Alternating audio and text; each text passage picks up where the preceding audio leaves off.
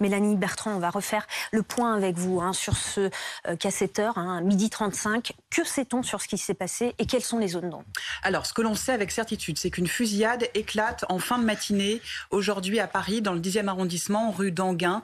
Un homme de 60 ans tire sur plusieurs personnes dans cette petite rue du 10e arrondissement, à proximité d'un centre kurde. Certaines sources nous disent que ça se passe à l'intérieur. On nous dit, nous, que ça se passe plutôt à proximité. Ça, c'est une zone d'ombre qui reste à éclaircir. Ce que l'on sait, c'est qu'il y a plusieurs blessés à ce stade. Mais évidemment, ce bilan, il est amené à évoluer. On nous parle de 6 blessés, dont une personne dans un état grave.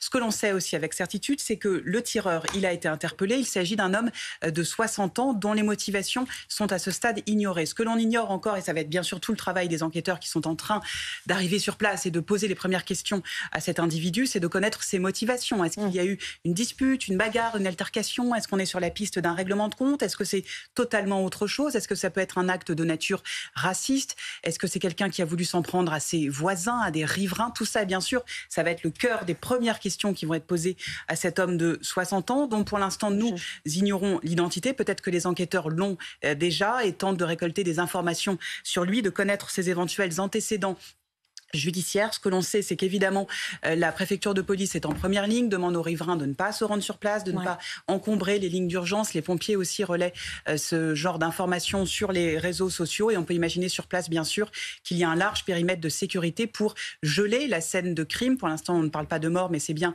une scène de grande violence qui a eu lieu ce matin. Récolter un maximum d'informations. On ne sait pas encore à ce stade quelle arme il a utilisée. On sait que c'est une arme à feu, mais quel type d'arme? Est-ce qu'il l'a volée? Est-ce qu'il l'avait en sa possession en toute légalité?